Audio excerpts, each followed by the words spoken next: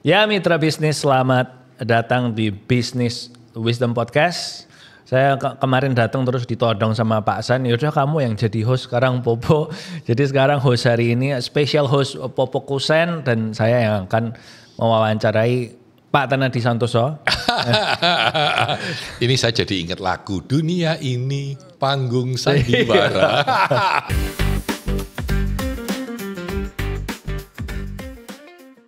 Teman-teman sekalian, jadi saya sekarang jadi narasumber. Silakan Popo.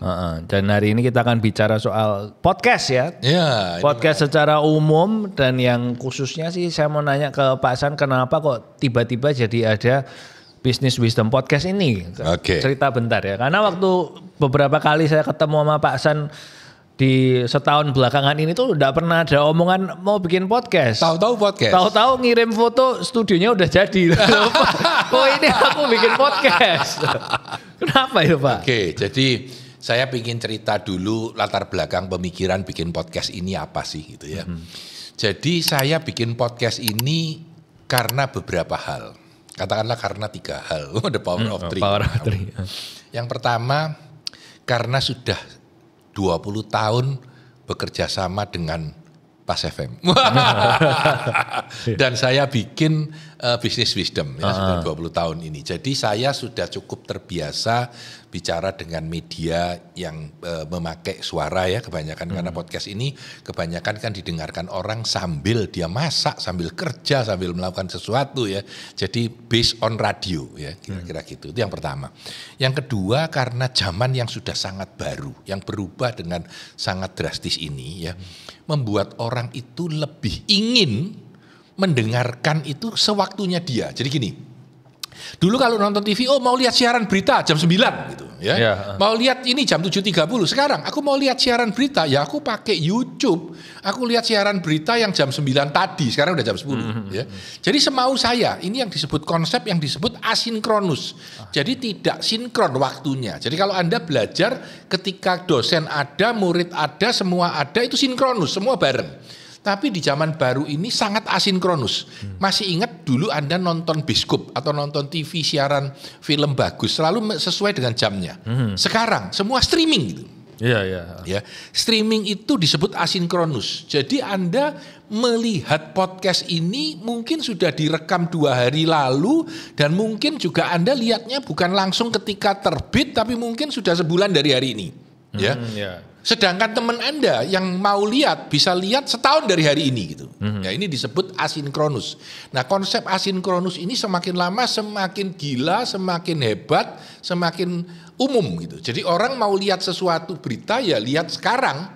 Berita yang terjadi 7 bulan lalu atau berita kemarin bisa. Ini yang membuat saya memikirkan membuat podcast. Ini yang kedua. Alasan ketiga adalah bisnis ya.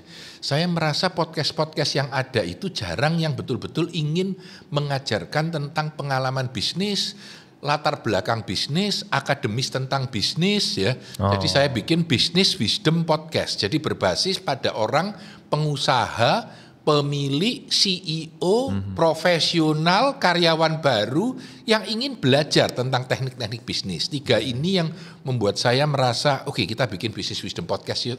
Dan kebetulan teman-teman saya banyak orang dunia bisnis. Jadi mereka jadi narasumber, jadi kawan dan lain-lain. Kira-kira begitu, itu 3 alasan latar belakang pembuatan Business Wisdom Podcast. Nah sekarang kan saya mau nanya juga nih Pak San. Silakan. Soalnya si podcast ini tuh sebenarnya ada motivasi dapat cuan nggak sih Pak San? Maksudnya berapa persen nih motivasinya? Yes. Kalau dibilang mendapat cuan langsung tidak ada sama sekali. Ya, walaupun saya tahu banyak orang bikin podcast bisa profit cukup banyak. Iya. Ya.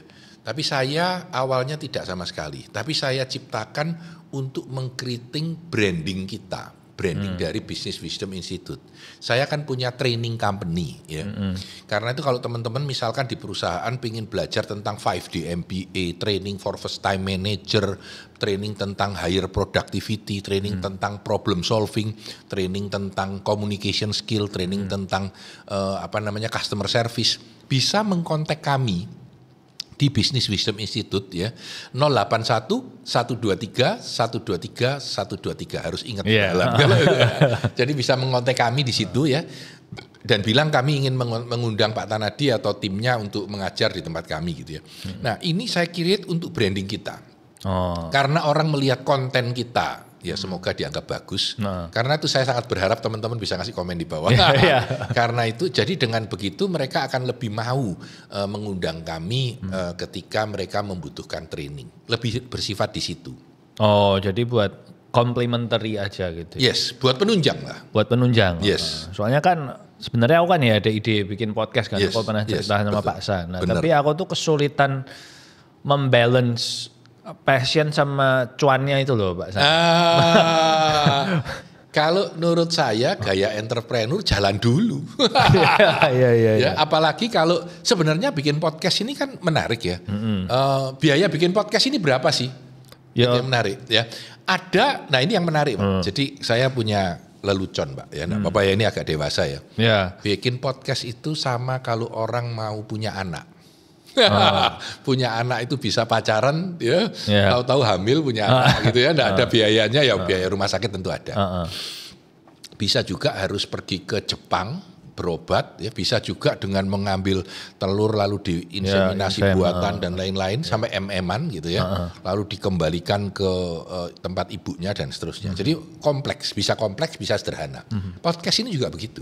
Anda bisa pakai satu handphone dengan modal 5,5 juta ya sebuah handphone, lalu sudah langsung bikin podcast. Jalan sudah. Ya. Anda bisa habis MM-an ya, kalau kawan saya Deddy Corbusier itu kan main eman gitu ya. Tapi bisa juga medium gitu. Tapi kalau saya bilang ya kita investasi mungkin ya 75 juta, 100 juta sudah cukup bagus banget. Ya kurang lebih 100 juta. Nah dari situ kita invest ya kan. Lalu kita invest waktu kita. Lalu kita harus mikir benefit kita apa gitu. Kalau Anda berharap podcast Anda dilihat jutaan orang, lain dengan kita tidak. Karena target market kita pebisnis. Jadi ketika target market kita pebisnis, pasti yang nonton sangat minim gitu. Seperti juga radio. Kalau yang dengar pebisnis ya di Pas FM, dibandingkan yang mendengarkan itu suka dangdut, iklannya jadi mahal di tempatnya yang bisnis kan. Yang di dangdut jauh lebih murah. Jadi tergantung siapa yang Anda kejar. Kalau kami menginginkan para profesional, para pebisnis yang ingin belajar, ingin mempelajari knowledge, skill, dan attitude dalam menghadapi bisnis bisa melihat podcast kami. Kira-kira begitu. Oke, iya. Nah tapi balik lagi ke soal tadi Pak Sam. Karena kalau sekarang nih ya di Indonesia itu kan podcast 7 atau 8 dari top 10 itu kan soal horor tuh Pak. Nah jadi kan aku waktu itu mikir kalau aku mau bikin podcast, kalau ngejar cuan, berarti kan aku gampangannya ya bikin podcast horor. Yang horor di Jawa Tengah tuh Pak San. Nah tapi problemnya aku tuh gak percaya Pak horor-horor kayak gitu Pak.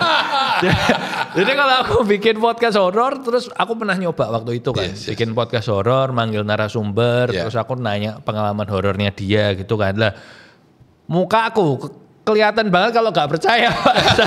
Wah itu denger ceritanya tuh kayak wah eye roll gini, terus nggak percaya, susah mengontrol lah. Jadi aku bingung. Tapi kalau aku mau ngambil passionku, lah passionku tuh sangat-sangat niche gitu loh Pak. Contoh apa? Jadi misalnya ngomongin sejarah olahraga, itu kan lumayan niche tuh Pak San. Atau ngomongin tentang basket kan di Indonesia juga nggak seterkenal di Amerika. Sepak bola di sini kan atau apa kan? Iya, jadi kayak masih kebingungannya di situ sih. Tapi memang itu berarti kalau bahasanya Pak Tanadi Anda belum menemukan ikigai Anda.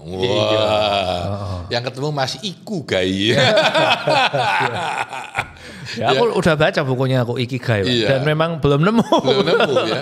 Karena di Ikigai itu kan harus Anda sukai, Anda sangat mampu, dibutuhkan dunia dan orang mau bayar untuk itu. Belum ketemu yang mau bayar. Sebenarnya saya sudah lumayan ketemu, yaitu mengajar. Jadi saya mungkin 10 tahun terakhir merasa jadi manusia golongan darah T, yaitu trainer. Jadi saya merasa happy banget kalau mengajar, happy banget kalau sharing ya. Dan dari situ saya merasa bahwa ya mungkin mengajar, podcast ini mungkin bagian dari mengajar. Ketika pandemi lalu ya, saya kan bikin review buku setiap hari 1. Ya, aku lihat sehingga itu. 200 review buku, 200 hari saya menghasilkan 205 review buku. Sehingga dapat hadiah Muri waktu itu. Ya. Saya merasa waktu itu juga tidak memikirkan uang sama sekali sih. Tidak mikirkan ini hasilnya apa gitu. Ya. Kalau ditanya sama aja, kita menciptakan brandingnya Pak Tanadi gitu, ya.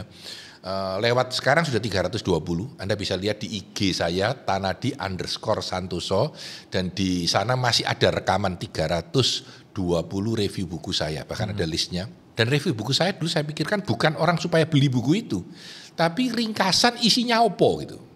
Jadi beda ya, ringkasan isinya opo. Nah, podcast ini saya juga berharap dari teman-teman mendengarkan podcast saya, bukan berarti wah, itu informasinya bagus ya, bukan itu. Tapi itu ilmu yang bisa saya pakai untuk bisnis saya. Itu yang saya harapkan. Ya.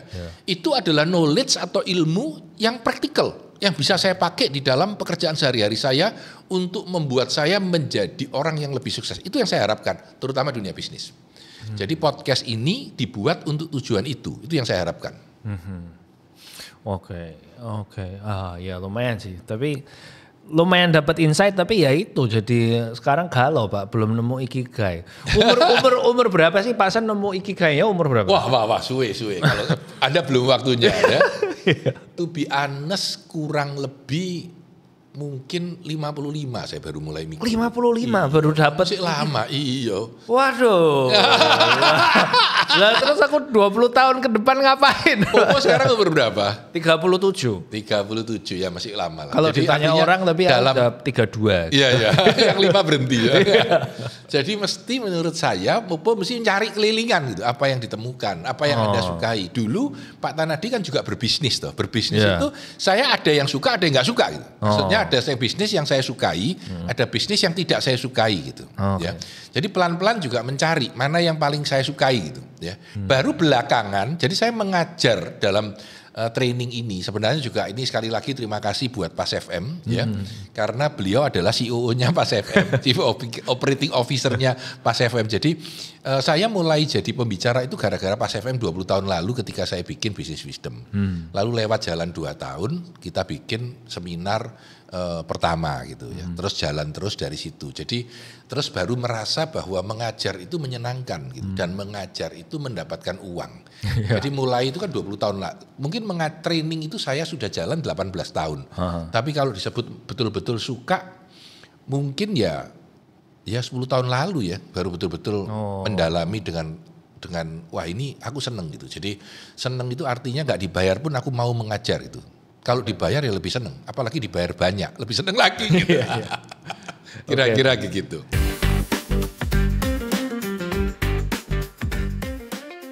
Nah Pak San tadi kan soal podcast ini kan salah satu motivasinya Pak San itu ingin memberikan kepada bisnismen cara untuk belajar segala macam. Nah emangnya selama ini sebelum ada podcast Business Wisdom Podcast ini tuh bisnismen itu belajarnya gimana Pak San? Nah ini menarik ya. Saya selalu memikirkan bahwa orang itu harus selalu belajar untuk menjadi lebih baik. Ya. Dulu zaman saya kalau mau belajar saya pergi ke Amerika, saya pergi ke Stanford, saya pergi ke MIT, saya pergi ke Oxford, ya saya pergi ke San Francisco untuk ambil ilmu ya, dan harus datang secara fisik di sana dan belajar ya, dan mahal gitu. Nah, belajar lain adalah dari buku.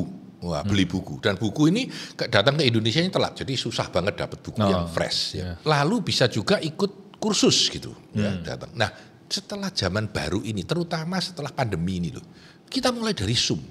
Pada saat pandemi, saya ikut trainingnya Gary Hamel, ya, ini seorang profesor dari Amerika ya, di London Business School. Jadi orang Amerika ngajarnya di Amerika, sentralnya berada di London, saya belajarnya di Indonesia, ya. Dan saya bayar berapa kali pertemuan ya, 10 kali apa 12 kali pertemuan, bayarnya 60 juta. 60 juta itu mahal. Tapi dibandingkan kalau saya mau pergi terbang ke London ketemu Gary Hamel, enggak selesai dalam 200 juta. Plus travel dan tiket, sudah jadi murah. Lalu yang menarik banget adalah saya ikut training inovasi ya, dari Harvard Business School. Bayarnya $2.600 kalau nggak salah, jadi 40 jutaan ya.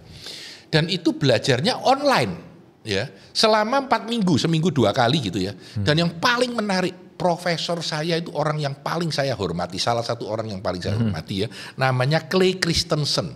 Ternyata wis meninggal orangnya, tapi masih ngajar. Loh. Nah ini menarik. Terus gimana nih harus meninggal? Menarik. Jadi yang ngajar itu pakai videonya dia ngajar. Oh. Lalu sesi tanya jawabnya tidak dengan dia. Oh. Menarik ya. Yeah. Jadi zamannya berubah banget. Tuh. Jadi dia sorry. Ya, dia apa-apa. meninggalnya kapan kok masih kepake video nih, Pak? Nah, jadi dia itu meninggalnya kalau saya tidak salah 2 tahun waktu saya mengikuti 2020 atau 2021 ya. Bisa di Google Clay Christensen meninggal kapan. Tapi sampai hari ini acara seminarnya dia masih jalan terus, Pak. Oh. Jadi di dalam seminar inovasi itu dia ngajar dari rekaman. Ya, dari rekaman, dan dia sudah meninggal dan ngajarnya bagus banget gitu. Dan yang mengevaluasi hasil belajar, tanya jawab segala macam itu asisten atau orang lain gitu. Nah ini juga salah satu yang membuat saya terpikir dengan konsep podcast ini. Pak Tanadi kalau sudah meninggal si Ono ini, jadi orang-orang tidak suka dengan. Tapi menurut saya menarik. Ya mungkin 5 tahun lagi saya sudah lebih lupaan gitu ya, ngomong sudah susah gitu, suara masih belum bisa lantang seperti ini, tapi masih ada sisa ini. Jadi kalau teman-teman Google pakai nama Tanadi Santoso di YouTube, Anda masih ketemu siaran-siaran saya 10 tahun yang lalu, waktu saya membuat YouTube pendek di zaman dulu, ya. Dan zaman itu kita asal aja bikin gitu, dan sekarang kita bikin dengan sedikit lebih serius, dengan produk yang lebih serius, peralatan yang lebih serius, orang-orang yang lebih serius. Harapan kami yaitu orang-orang lain, pebisnis lain bisa belajar dengan cara yang sangat murah, boleh dibilang gratis ya, berbasis pada internet, dan bisa belajar tentang ilmu-ilmu bisnis yang bagus gitu, yang bukan sampah, maaf ya, yang bagus, yang berguna gitu ya, ilmu-ilmu yang siap pakai, yang bahkan kita ajarkan pada seminar-seminar kita yang mahal-mahal. Gitu. Itu sih pemikiran saya tentang bisnis. Tapi kerasa beda nggak sih Pak Hasan? Kan selama ini Pak Hasan kalau ngajar itu kan ada feedbacknya dari yang ikut kan. Terus kayak Pak Hasan ngelempar jokes gitu, terus ketawa-ketawa. Nah ini kan bisa dibilang nggak ada. Dengerin, betul. Memang medianya jadi berubah. Ya, cara kita bicara berubah. Ya, waktu saya pertama kali tahun 2020 bikin training by Zoom, waduh kakunya setengah mati, Pak. Bisa bayangin ya, ngomong dengan Zoom di depannya layar gitu. Tapi setelah jalan 20 kali ya gampang lah. Ini podcast juga sudah jalan 20 kali podcastnya, jadi sudah mulai gampang gitu ya. Awalnya juga kaku gitu, tapi menurut saya yang penting adalah apakah kita memberi value kepada pendengar kita pada saat podcast itu jalan. Dan setelah pendengar itu ketika pertama kali mendengarkan podcast kita, dia selesai 40 menit kemudian, apakah dia punya insight baru, pendapat baru, sudut pandang baru, skill baru, yang bisa dia aplikasikan dalam bisnis dia. Ini penting menurut saya. Ya, jadi saya sebut sebagai kata kuncinya value lah, punya nilai gitu ya. Ketika kita memberi nilai kepada pendengar kita dari podcast yang didengarkan oleh dia, saya merasa itu berguna buat dia. Dan dalam perjalanan dia merasa berguna, dia akan lebih, kalau misalkan bosnya bilang panggil pembicara aja, oh Pak Tanadi aja atau timnya gitu ya. Mau misalkan mau membuat training secara Zoom, Pak Tanadi ngerti itu pakai Zoom aja gitu ya. Dan dari situlah kita mempunyai benefit tambahan dari podcast ini, yaitu langsung memberikan komplementari terhadap pekerjaan saya yang lain, yaitu sebagai trainer. Nah tapi kan tadi Pak Hasan bilang bahwa materi-materi yang ada di sini itu ada juga yang diajarkan di seminar berbayarnya Pak Hasan yang mahal kan. Tapi kan tentu aja ada beberapa yang disimpan toh Pak Hasan. Sebetulnya bukan disimpan kalau bahasa saya. Saya enggak pernah nyimpen ilmu gitu. Tapi memang kedalamannya beda. Contoh, saya bicara dengan Anda tentang creating habit. Dalam 1 jam 40 menit kita bicara cara membuat habit adalah seperti ini. Tapi kan nggak latihan, nggak nyoba, nggak cukup dalam. Apakah Anda dapat belajar? Dapat. Tapi sedalam itu tidak. Ya harus ikut training yang 1 hari gitu ya, sehingga bisa melatih, mencoba, dapat ilmu secara lebih dalam gitu. Contohnya begini, apakah Anda bisa mengajarkan bisnis Blue Ocean Strategy. Blue Ocean Strategy ya. Blue Ocean Strategy itu training realnya seharusnya 2 hari kira-kira. Ya. Dalam 1 jam bisa.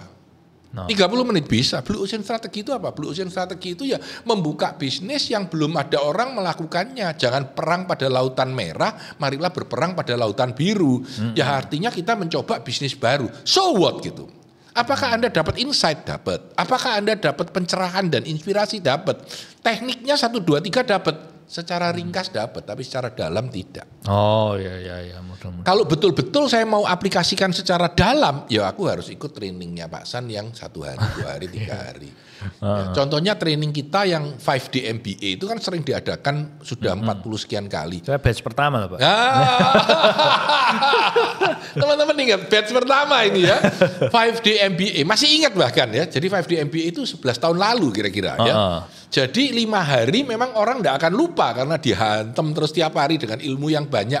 Apakah itu mampu membuat mereka sama dengan kalau kuliah S2? Tidak sama, karena ini lebih ringkas. Tapi pemahaman secara keutuhannya dapat gitu. Ya. Begitupun kalau mendengarkan podcast, 40 menit apakah mampu membuat saya menjadi seorang leader yang lebih baik, menjadi seorang communicator yang lebih sukses, menjadi seorang customer service yang hebat? Ya tidak. Tapi akan membantu Anda menjadi seorang pebisnis yang lebih baik dengan belajar banyak insight dan banyak skill yang ada. Minimal kayak membuka mata batin ngono lah ya. Kayak gitu toh. Membuka mata batin, yaitu inspiring sebenarnya. Ya, bahasa inspiring itu membuka mata batin. Iya, itu kira-kira begitu. Tagline siaranku Pak, madly inspiring tuh. Oh iya. Itu madly inspiring kalau diterjemahkan jadi membuka kata batin, kan enggak? Ya enggak, madly inspiring tuh inspiring banget. Nah. Iya, saya masih ingat itu madly inspiring. Keren banget. Menurut Pak San soal pembelajarannya kan? Saya kemarin tuh waktu pergi ke China itu tuh ada 2 kalimat dari sesama peserta tour sih yang mengganjal. Yang pertama tuh ada yang bilang belajar dari kesalahan generasi sebelum kita itu lebih baik daripada dia bilang lebih baik kita mengalami kesalahan sendiri dibandingkan dikasih tahu orang, karena kalau mengalami sendiri lebih kroso, lebih kapok orang bakal dibaleni. Nah ini Pak San meh satu-satu apa meh tak sebut ke dua-duanya Pak San? Beda ya pertanyaannya. Beda. Ya udah sini dulu. Nah ini saya. Jadi bedanya gini, kalau kita baca buku, ya kita tanya orang, kita belajar dari kesalahan orang, biasanya kita bisa menghindari kesalahan-kesalahan bodoh. Ya sudah tahu kayak gitu jangan jalanin gitu ya. Toh orang lain sudah terbukti jangan melakukan itu gitu. Ya. Tapi belajar dari kesalahan sendiri itu lebih nancep. Contohnya kita anak kecil megang setrika, comot, waduh setrika panas. Sejak itu dia sudah nggak pernah mau lagi dekat-dekat dengan setrika panas ya. Kalau enggak kita akan kena. Jadi dua-duanya bermanfaat ya. Kalau kesalahan itu kesalahan yang fatal, sebaiknya jangan kita sendiri kalau bisa pengalaman orang, ya karena biayanya mahal. Tapi kalau kesalahan-kesalahan kecil itu tidak apa-apa dialami sendiri karena bisa kita maknai dengan lebih dalam. Gampang lah kalau kita lihat kadang-kadang saya tuh punya teman yang bilang Pak San tahu Pak anakku itu ya kemarin nyoba marketing ini, waduh sudah ngabisin 100 juta ya, saya lihat ini nggak berguna, tapi kalau tak omongin nggak nurut Pak, tak biarkan Pak, rugi 100 juta Pak, iyo, waduh gak eman Pak, ya tapi buat dia itu pembelajaran yang bagus, ini kebetulan bapaknya sugih banget, jadi ya sudah 100 juta ya gak apa-apa gitu buat anaknya belajar, karena kalau tidak Pak, tak bilangi jangan, besok nyoba lagi gitu. Ya. Jadi biar dia ngerasa salahnya gitu. Ini contoh, ada yang begitu. Tapi ada yang orang enggak boleh. Maksudnya begini, kalau kamu tahu dalam pengalaman berbisnis pekerjaan seperti ini itu salah, ya dan sudah terbukti beberapa kali salah, jangan nyoba lah, sayang waktu gitu. Ya. Jadi dua-duanya belajar dari orang lain dan belajar dari diri sendiri terhadap kesalahan yang pernah ada. Dua-duanya baik. Hanya tahu kapan yang harus hati-hati. Nah, yang angel itu toh berarti. Nah, itu, terutama nek masih muda kan nggak tahu kan. Cara melihatnya resiko sebenarnya Pak. Jadi maksudnya kalau saya sampai salah, aku rugi piro gitu. Itu buat saya hal yang sangat mendasar. Kalau aku salah bikin podcast ini nggak laku dan nggak ada yang nonton, ya udah aku hilang 100 juta selesai. Oh, Oke ya. Berarti bukan hilang rumah, enggak punya duit dan bukan itu gitu ya. Tapi kalau aku berjudi bahaya, bisa-bisa rumahku tak gadekan untuk judi gitu ya. Jadi harus tahu worst case skenario-nya berapa gitu. Oh, oke. Yes, pertanyaan kedua. Nah, yang kedua, aku kan ketemu sama orang, dia itu bikin perusahaan ekspedisi. Oke. Masih merintis sih, tapi kan ekspedisi saingannya kan gila tuh Pak. Nah, aku tuh tanya sama dia, kok kamu bisa kepikiran bikin ekspedisi nih? Padahal dia itu tadinya profesional, dia kerja, terus dia sengaja kerja di ekspedisi tertentu buat nolong ilmu, terus ini bikin dewe. Nah, aku kan terus nanya, kok kamu berani? Padahal raksasa semua atau musuh ya Pak.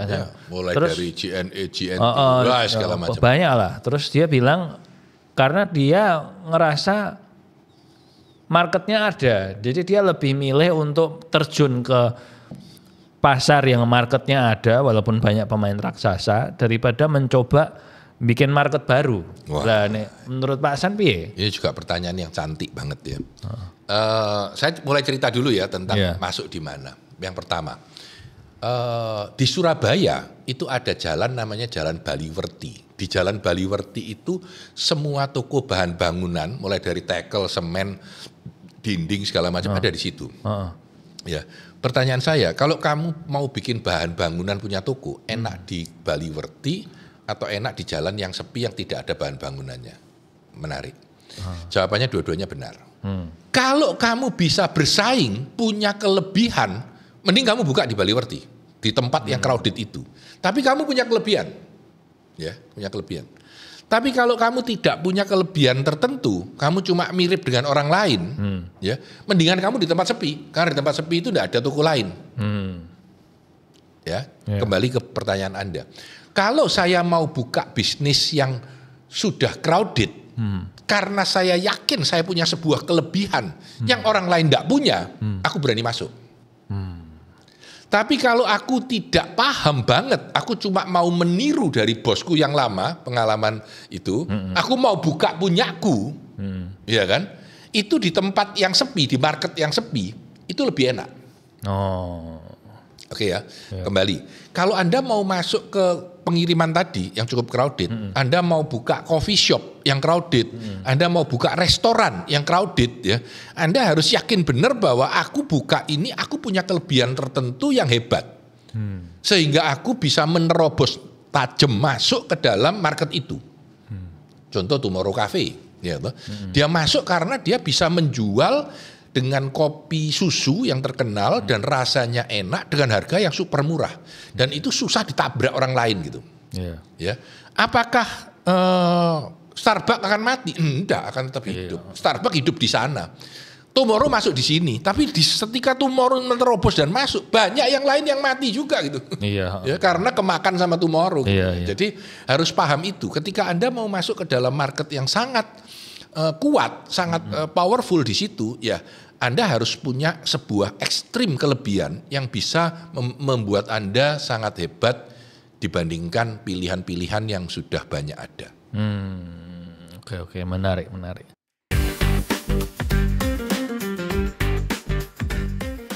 Pak Hasan, tadi ada satu istilah yang menarik ya, aku baru pernah dengar ini, aku nggak tahu aku yang Cooper apa gimana, tapi yang asinkromatik itu. Asinkronus. Nah, yang asinkronus itu sebenarnya implikasinya selain di soal konten radio atau konten film, podcast, macam-macam tuh apa aja sih Pak Hasan buat bisnis misalnya? Jadi gini, kata sinkronus itu berarti saya pengajar dan Anda pembelajar berada di tempat yang sama dalam kurun yang sama. Ketika asinkronus berarti Anda nonton rekaman saya, gampangnya begitu.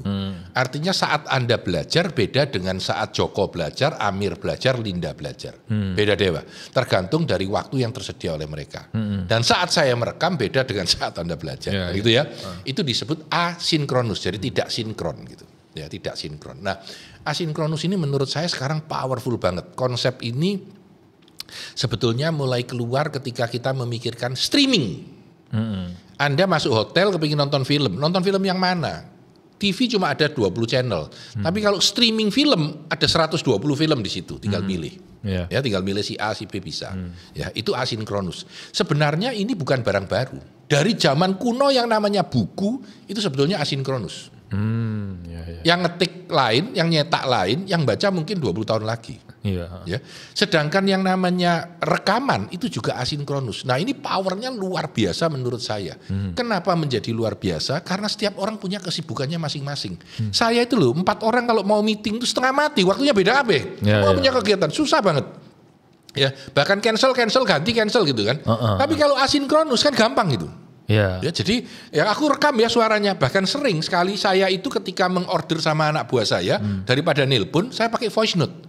Pak tolong ya nanti jam 7 datang ke kota ya karena ada ini. Selesai tutup lepas sudah, dia dengarkannya kapan gampang.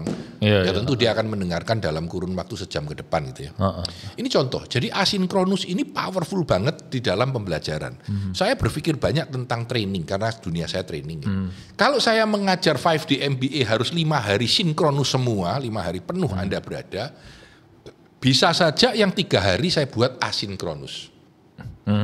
Yang 2 hari aja yang sinkronus, yang memang pembelajaran yang harus ketemu. Ya, nah yang menarik adalah kalau sinkronus orang itu terpaksa sehingga dia mau tidak mau harus dengerin. Kalau asinkronus harus ada itikat Anda untuk mau mendengarkan. Kalau kamu malas ya tidak kedengaran. Pak ini loh ada podcast bagus ini loh tentang bisnis Anda gitu. Anda sebulan lagi baru lihat karena Anda tidak niat gitu. Atau tidak dengerin sama sekali. Jadi tiap orang punya kemerdekaan dan kebebasannya untuk mau atau tidak mendengarkan Anda. Ya tentu bisa dipaksa dengan tes dan lain-lain. Tapi menurut saya ke depan dunia ini akan semakin asinkronus. Baik dari komunikasi kita. Sebetulnya surat itu kan asinkronus. Tak kirim sampai rumahmu, kamu bacanya besok apa besok lusa atau minggu depan sesukamu. Gitu. Ya.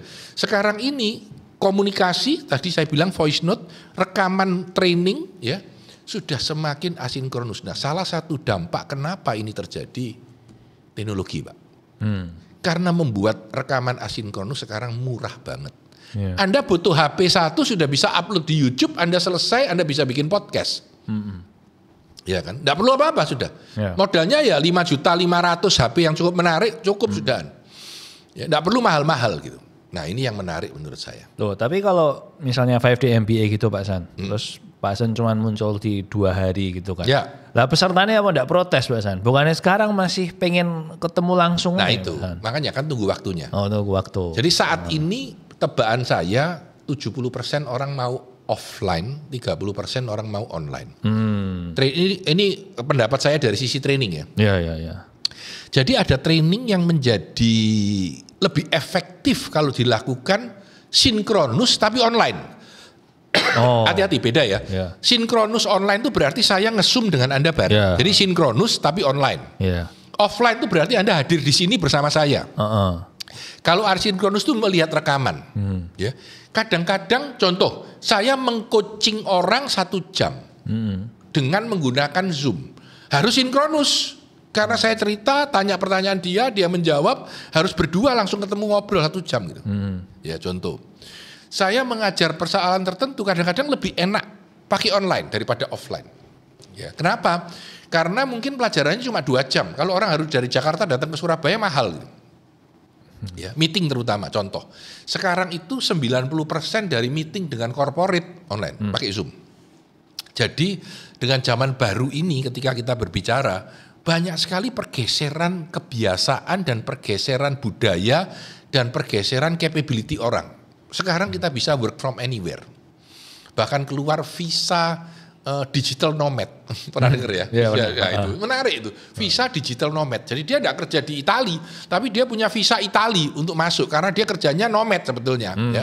Pakai online saja gitu. Tapi dia boleh masuk Itali, hidup di Itali sebulan. Ini contoh. Jadi semakin digital, semakin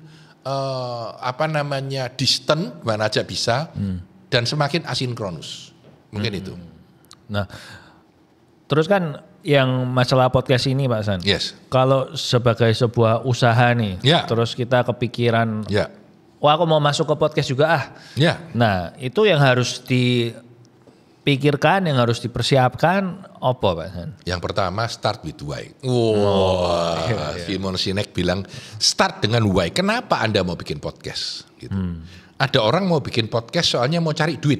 Saya mau dapat uang dari iklan yang ada di YouTube. Nah itu susah. Apakah Anda bisa? Bisa.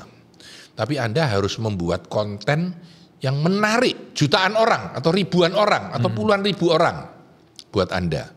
Atau Anda mau bikin podcast untuk apa tujuannya? Kalau saya membuat podcast itu tujuannya cuma untuk memberi inspirasi kepada banyak orang, ya, menunjukkan cara bisnis terbaik dengan podcast ini, konten, jadi dia bisa berbisnis setelah ini dengan lebih baik. Dan yang ketiga tentu mempromosikan Business Wisdom Institute sebagai institusi training yang handal. Why-nya di situ. Kalau why-nya di situ kita jelas. Jadi kalau kita tidak dapat iklan podcast ini, kelihatan gelasnya belum ada. Belum ada iklan ya. Jadi ya sudah tidak apa-apa. Karena saya melakukan ini adalah untuk menginspirasi pendengar. Sehingga pendengar mau belajar sesuatu di dalam bisnis. Dia menjadi lebih bisa berbisnis. Kan gitu ya. Buat saya adalah saya ingin sharing inspiration. Sedangkan buat saya dapatnya apa? Dapatnya teman-teman akan lebih tahu brand Business Wisdom Institute. Mengkontak kami ketika butuh training. Ya. Dan dari itu menurut saya tujuan saya tercapai gitu. Jadi nyari why-nya ya. Oke. Angel juga ya berarti ya Pak? Nggak terlalu mudah ya. Yang cocok buat saya itu apa? Kayak kalau misalnya podcast nih, terus mau cari cuan segala macam. Soalnya aku mikirnya kan dunia YouTube-nya Indonesia itu sama negara lain beda toh Pak. Yes. Kalau tak lihat-lihat itu kayak kalau di negara lain kan YouTuber is YouTuber kan. Tapi kalau di sini kan sudah banyak artis yang masuk kan Pak. Dan sudah persaingannya mulai banyak. Sudah wis kayak TV, wis artis-artis semua. Karena itu YouTube dulu pernah mengiklankan diri sebagai TV dunia. Menggantikan TV. Yang menarik lagi tentang asinkronus adalah begini. Saya kan pengalaman main Instagram, book review. Ya. Instagram book review saya itu kalau saya sedang siaran, yang nonton kira-kira cuma 30 orang. Bisa 20, bisa 50. Yang nonton 30 orang. Tapi setelah itu terpublish secara asinkronus, kan orang lihat tuh, 1000-an kira-kira. Jadi artinya comparisonnya 30 berbanding 1000, Pak. Hari ini podcast kita mungkin yang nonton 300 orang. Ya, mungkin entah saya nggak tahu 3 bulan lagi mungkin sudah 1000, 2000, 5000. Ya, itu kekuatan dari asinkronus, kekuatan dari rekaman. Pivot sebentar ya Pak. Ya monggo. Nah misalnya nih kita punya atasan, terus kita mau bikin podcast nih, tetapi atasan kita itu menuntut supaya langsung dapat cuan Pak San. Nah terus gimana menjelaskan why-nya itu ke atasan, menjelaskan ini benefitnya tuh bukan di cuan dari iklan YouTube-nya, tetapi dari benefit lain yang beruntung ke perusahaan. Nah, gimana meyakinkannya kalau belum ada buktinya atau Pak San? Kan biasanya atasan minta ya lihat buktinya dulu. Kalau saya bilang itu dalam teori salah satu tulisan di Harvard Business Review, namanya the white space. Namanya keren. Kalau saya sebut di dalam bahasa Indonesia daerah abu-abu. Maksudnya bukan kamu dilarang bikin podcast, bukan kamu diharuskan bikin podcast, tapi kamu berinisiatif bikin podcast, ya kan? Dan mau lihat ini loh harusnya masa depan. Gitu. Salah satu teori namanya the white space, yaitu ruang abu-abu, di mana Anda harus melakukan pembuktian diri dengan satu angka, satu contoh, satu data yang menunjukkan bahwa itu berguna. Sekarang prakteknya begini, Anda bisa podcast hanya dengan modal handphone kok. Aku enggak usah beli alat-alat 200 juta, 300 juta lah. Aku pakai handphone aja. Aku bikin podcast, aku bikin 10 kali podcast, aku naikkan, ya. Terus aku naikkan di radio kita secara langsung juga, ya. Aku coba, aku promosikan, dampaknya naik enggak pendengar. Ya, dampaknya banyak nggak yang dilihat podcast kita? Ya, tentu saya nggak angkanya arbitrary ya, maksudnya bisa 10, bisa 100 ya. Aku bisa dapat iklan nggak di podcastku? Ya, dengan mengatakan bahwa ini sekarang sedang podcast, ini loh minuman terbaik di dunia dan segala macam dan masuk di dalam radionya. Nah, bisa nggak menghasilkan? Kalau ternyata memang menunjang dan membuat penghasilan radioku menjadi lebih baik, ya, dan podcastku ada pengiklan dengan waktu tertentu ya, apa dicoba sebulan, dicoba 2 bulan atau apa, berarti kan buktinya kelihatan tuh. Kalau buktinya sudah kelihatan, Anda bisa membesarkan bisnis itu. Oke. Itu kalau menurut saya, Pak. Karena susah untuk merubah keyakinan orang gitu ya, untuk mau invest atau mau mencoba yang besar atau gimana ya. Tapi kalau mencoba dengan risiko kecil dan di dalam waktumu sendiri tanpa terlalu menghabiskan waktu kantor misalkan loh ya. Di dalam itu akan membuat oh iya wis mbok coba kok dan ini ada hasilnya kok, kelihatan gitu. Nah, kalau gitu kita coba lebih besar, oke gitu. Itu mungkin. Oke. Baik. Terakhir ya Pak Hasan, pendapat Pak Hasan soal kalimat ini gimana? Aku pernah dengar dan cukup menggelitik. Yes. Katanya lebih baik sedikit lebih beda dibanding sedikit lebih baik. Ya, itu bahasa Jawanya adalah it is better to be a little bit different than to be a little bit better. Bahasa Jawa. Bahasa Jawa LA. Jawa. Jadi saya super setuju. Jadi kalau Popo lihat ruangan ini kita chat dengan lain-lain ya. Terus kalau tahu ruangan saya kan sering ya, teman-teman juga pernah kita podcastkan gedung-gedung kita. Kenapa Pak Tanah dibikin gambar-gambar seperti ini itu? Sebetulnya alasan terbesarnya supaya gedung kita beda. Oke ya. Jadi kalau orang datang ke sini pulang dia punya cerita gitu. Oh, di kantornya Pak Tanah itu tahu ruangannya gini. Karena ruangan yang semewah apapun mungkin para klien saya sudah pernah lihat yang hebat. Jadi ketika melihat ini dia tahu ruangannya beda gitu. Itu yang pertama. Alasan kedua, 2 alasan saja. Yang alasan kedua, menular. Jadi kalau Anda lihat gambar-gambar yang seperti ini ya, yang ruangan podcast ini ya, kalau dilihat nanti boleh di video ruangan podcast kita. Semangat kita berubah, tambah semangat. Karena ketularan. Kenapa Pak Tanah di bajunya kuning? Karena kuning lebih memberi semangat kepada saya gitu. Nah, ini pernah dicoba dengan 7up. Kalengnya dirubah agak kuning dan satunya enggak kuning. Lalu disuruh tanya ke orang bedanya rasanya apa. Orang bilang, oh yang ini lebih banyak sitrusnya. Padahal itu isinya sama. Dampaknya adalah penularan. Karena kita menjadi ketularan ketika kita berdekatan dengan sesuatu. Ya kayak Anda dulu kalau kumpul sama teman-teman yang ngerokok semua ikut merokok. Ya, kalau kita suasana kita sangat damai, sangat unik, sangat berbunga-bunga, kita ikut berbunga-bunga gitu. Itu alasannya. Kenapa orang naruh pot bunga segar di dalam ruangan supaya menular gitu. Jadi dengan kita lebih banyak dekat dengan sesuatu yang berbeda, kita akan menjadi lebih inovatif. Kira-kira gitu. Oke. Baik. Terima kasih Pak San. Terima kasih Popo. Untuk Business Wisdom Podcast kali ini, saya Popo Kusen. Terima kasih mitra bisnis. Sukses selalu untuk Anda. Thank you.